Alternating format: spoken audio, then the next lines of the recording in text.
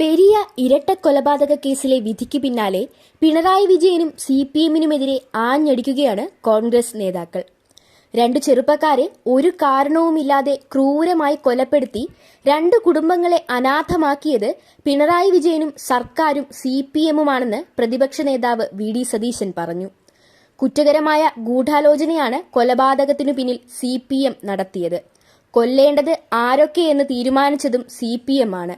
എങ്ങനെ കൊല്ലണമെന്നും കൊലപാതകത്തിനു ശേഷം പ്രതികളെ എവിടെ ഒളിപ്പിക്കണമെന്നും ഒളിപ്പിച്ചതും തെളിവുകൾ നശിപ്പിച്ചതും ആയുധങ്ങൾ ഒളിപ്പിച്ചു വെച്ചതും എല്ലാം CPM ആണ്.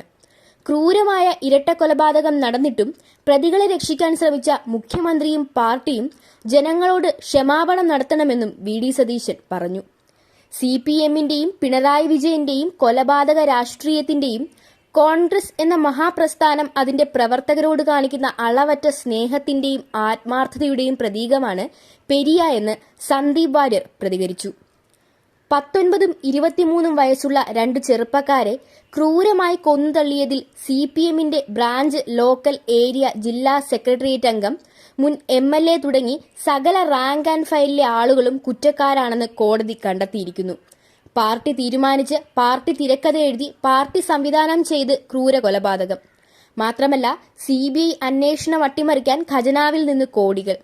വാദിഭാഗം വക്കീലിനെ കാലുമാറ്റിച്ച്, പാർട്ടി മാറ്റിച്ച് പ്രതിഭാഗം വക്കീലാക്കി കോടതിയിൽ നിർദ്ദിച്ച കൊടും ചതി. ഈ ക്രിമിനലുകളെ രക്ഷാധികാരിയായി മുഖ്യനും സർക്കാരും വരെ പ്രവർത്തിച്ചതിനൊക്കെയും മറികടന്നാണ് ധീര രക്തസാക്ഷികളുടെ കുടുംബവും പാർട്ടിയും പോരാടിയത്. കുറ്റക്കാർക്ക് കടുത്ത ശിക്ഷ നൽകണമെന്ന് പ്രതീക്ഷിക്കുന്നു. രാഷ്ട്രീയമായി CPM-ന്റെ രക്തക്കൊതിക്കെതിരെ പോരാടുമെന്നും ഷാഫി പറമ്പിൽ പ്രതികരിച്ചു.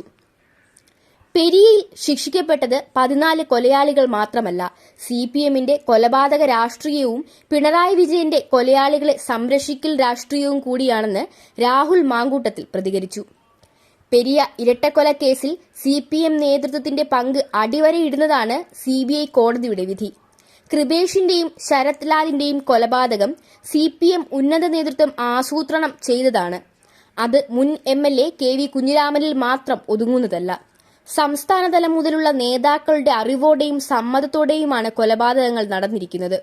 തുടർന്നുള്ള നിയമ പോരാട്ടത്തിൽ അത് കോടതിയെ ബോധ്യപ്പെടുത്തുമെന്ന് K. സുധാകരൻ വ്യക്തമാക്കി.